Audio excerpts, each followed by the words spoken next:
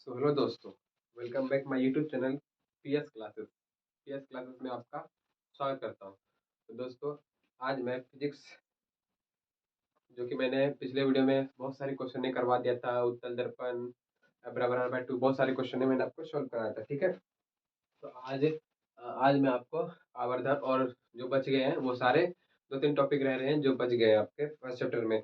जल्दी मैं आपका फर्स्ट चैप्टर कंप्लीट कर दूंगा और अच्छे से समझा भी दूंगा, और कोई दिक्कत होगी तो कमेंट में कर देना। ठीक है, तो आज मैं आपको आवर्धन बताऊंगा। क्या कहता है, आवर्धन को परिभाषित करें, आवर्धन किसे कहते हैं, क्या आवर्धन को परिभाषित करें या आवर्धन किसे कहते हैं। तो देखो, प्रतिबिंब की दूरी u, प्रतिबिंब की दूरी, इसे m से प्रतिबिंब की दूरी तथा वस्तु की दूरी के अनुपात को आवर्धन कहते हैं। इसे किससे डिनोट करते हैं, छोटी m से। तो m बराबर, प्रतिबिंब की दूरी क्या होता है, प्रतिबिंब की दूरी v, और वस्तु की दूरी क्या होता है u, के अनुपात को मैंने पिछले वस्तु की दूरी और प्रतिबिंब की दूरी सब कुछ मैंने बता दिया, सब कुछ क्या करा था, बता दिया था। तो प्रतिबिंब की दूरी तथा वस्तु की दूरी के अनुपात को आवर्धन कहते हैं। इसे छोटी एम से सूचित कहता है। ये हमारा आवर्धन हो गया। ठीक है, क्या हो गया, आवर्धन। इसे छोटी एम से सूचित किया जाता है, वी बटे यू। ठीक है, वी बटे यू। अब देखो, दर्पण द्वारक।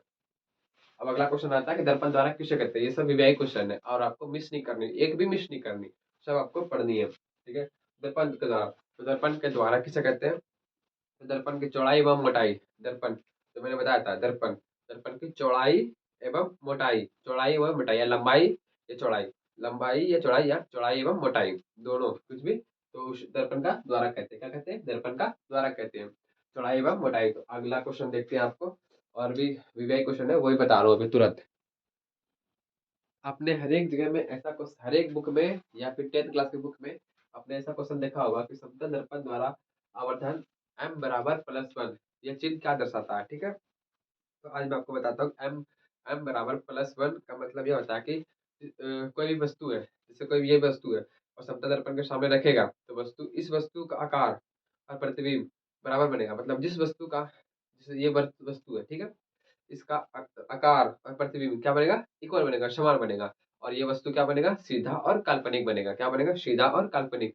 धनात्मक चिन्ह यही दर्शाता है कि सीधा और काल्पनिक है। तो आप मैं आपको यहाँ पे लिखाता हूँ, मतलब आपको दिखा देता हूँ कि देखो, एक समतल दर्पण द्वारा उत्पन्न आवर्धन m बराबर 1+1 है, तो इसका क्या अर्थ है। ठीक है, तो देखो, एक समतल दर्पण द्वारा उत्पन्न आवर्धन m बराबर +1 होने का अर्थ है कि यह एक समतल दर्पण द्वारा समतल दर्पण में जिस प्रतिबिंब का बनता है, जिस प्रतिबिंब बन रहा है, जिसका प्रतिबिंब बन रहा है, जिस वस्तु का प्रतिबिंब बन रहा है, जिस वस्तु का प्रतिबिंब बन रहा है, या बन रहा होगा, या बन रहा है, उस वस्तु का आकार प्रतिबिंब के आकार के बराबर होगा। मैंने कहा आपका स्टार्टिंग में कि प्रतिबिंब बन रहा है, उस वस्तु का आकार और प्रतिबिंब का आकार का बराबर होगा। और धनात्मक चिन्ह यह दर्शाता है कि धनात्मक चिन्ह यह दर्शाता है कि वस्तु या वो सीधा भी होगा और काल्पनिक भी होगा। क्या होगा, सीधा और काल्पनिक भी होगा। तो धनात्मक चिन्ह यह दर्शाता है कि प्रतिबिंब सीधा और क्या है,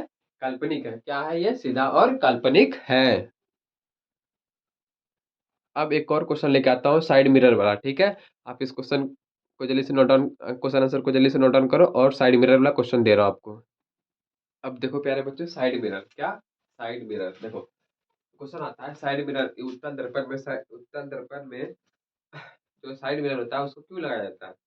तो इस सवाल, क्वेश्चन नहीं है आपका कि उत्तल दर्पण में हम साइड मिरर का उपयोग क्यों करते हैं, उत्तल दर्पण में साइड मिरर का उपयोग क्यों करते हैं। ठीक है, तो उत्तल दर्पण में साइड मिरर का उपयोग इसलिए करते हैं क्योंकि ये हमेशा प्रतिबिंब का काल्पनिक और क्या बनाता है, सीधा बनाता है। हमारा जो उत्तल दर्पण होता है ना, हमारा फेस टू फेस, मतलब कार समय जो देखोगे बाहर में हेडलाइट, या बाहर में वो साइड मिरर, बाहर में जो मिरर लगा रहता है, तो उसे क्या करता है, हम जो कोई बंदा जा रहा है तो उसके पीछे जो आ रही है वो साइड मिरर से देख लेता है। तो उसका दृष्टि क्षेत्र क्या होता है, बहुत बड़ा होता है। और ये हमेशा किधर होता है, ये हमेशा हम लोग अंदर बैठे रहते हैं कार के अंदर, और ये किसका होता है, ये हमेशा बाहर होता है, इसका बाह्य वक्र की ओर होती है। क्या होती है, तो यही मैंने लिखा है कि उत्तल दर्पण का उपयोग साइड मिरर पीछे देखने के लिए इसलिए किया जाता है क्योंकि यह हमेशा सीधा प्रतिबिंब बनाता है। क्या बनाता है, सीधा प्रतिबिंब बनाता है। इसका दृष्टि क्षेत्र बहुत, मतलब ये दूर दूर तक देखता रहता है। क्या, दूर तक इसका फोटो दिखता है, मतलब कोई भी आ रहा है तो ये दूर दूर तक दिखती है इससे, क्योंकि ये क्या होता है हमेशा, ये सदैव क्या होता है, हमेशा बाहर वक्र होती है। ये हमारा गाड़ी का गेट है, ये हमें मेरा गाड़ी के गेट के सामने मतलब बाहर की ओर साइड मिरर का प्रयोग किया जाता है, ठीक है। अब एक क्वेश्चन आता है कि अपने दर्पण में हेडलाइट जो होती है, हेडलाइट जिसे अग्रदीप, हिंदी में अग्रदीप और इंग्लिश में हेडलाइट कहता है, तो उसका उपयोग क्यों करते हैं? तो एक सवाल, ये भी सवाल आता है कि अपने दर्पण में हेडलाइट का गाड़ी के अग्रदीप या हेडलाइट के, हेडलाइट में अपने दर्पण का उपयोग, अपने दर्पण का उपयोग क्यों करते हैं? तो अपने दर्पण का उपयोग इसलिए करते हैं क्योंकि अगर दर्पण के मध्य, दर्पण के दर्पण के मध्य अगर, या दर्पण के मध्य या दर्पण के फोकस से निकलेगी, अगर कोई भी किरण किरण फोकस से निकलेगी तो वह दर्पण से परावर्तन होने के बाद एक क्या करता है, समान किरण पुंज निकलता है। क्या? समानांतर एक दूसरे के समान किरण पुंज निकलता है। तो वही मैं आपको समझाने की कोशिश कर रहा हूँ कि किसी कार या अग्रदीप, अग्रदीप या हेडलाइट अपतन दर्पण का उपयोग इसलिए, खैर वो क्वेश्चन आएगा क्यों करते हैं, तो अपने दर्पण का उपयोग इसलिए किया जाता है क्योंकि बल्ब बल्ब को दर्पण बल्ब को दर्पण के बीच या बीच या फोकस पे रख दिया जाता है, तो दर्पण से परावर्तन हुआ एक समान किरण पुंज निकलता है। तो बल्ब को दर्पण के मुख्य फोकस पर रख दिया जाता है, तो दर्पण से परावर्तित होकर एक समान किरण पुंज निकलता है, जिससे इसलिए इसका उपयोग हेडलाइट या अग्रदीप में अपने दर्पण का उपयोग करते हैं, ठीक है। और एक और क्वेश्चन रह गया आपका इस चैप्टर में। बाकी मैंने सारे करा दिया, एक और दूसरा चैप्टर क्वेश्चन में देख लो, फटाक से आप इसको नोट डाउन कर लो। इस चैप्टर का ये लास्ट क्वेश्चन है कि उत्तल दर्पण और अवतल दर्पण में अंतर बतावे। क्या? उत्तल दर्पण और अवतल दर्पण में अंतर बतावे। क्या आंसर है? देखो अब मैंने आपको पिछले में बताया था और अभी भी बता रहा हूँ कि अवतल दर्पण में बाहरी भाग का क्या होता है। देखो बाहरी भाग का क्या रहता है, और आंतरिक अवतल दर्पण में आंतरिक भाग का क्या होता रहता है, ठीक है। दूसरा पॉइंट देखो, इसमें वास्तविक तथा काल्पनिक दोनों प्रतिबिंब बनता है। इसमें क्या बनता है? वास्तविक और काल्पनिक दोनों बनता है। इसमें केवल सिर्फ आभासी या काल्पनिक बनता है, ठीक है। इसमें प्रतिबिंब उल्टा और सीधा दोनों बनता है, और इसमें प्रतिबिंब सीधा और इसमें केवल प्रतिबिंब क्या बनता है? सीधा बनता है। ये आप फिगर भी उतार लेना, इसका भी उतार लेना, ठीक है। क्या बनता है इसमें? इसमें बाहरी, इसमें अवतल में बाहरी, उत्तल में आंतरिक, इसमें सीधा, उसमें उल्टा, इसमें काल्पनिक, इसमें आभासी। ये सब आप अच्छे से देख लो, ये 2 नंबर में पूछे जाते हैं, ठीक है। तो हमारा ये चैप्टर प्रकाश का परावर्तन समाप्त हो गया लगभग, मैंने समाप्त कर ही दिया। और जो डाउट रह रहा आप मेरे को कमेंट में बता देना, मैं आपके डाउट को क्लियर कर दूंगा।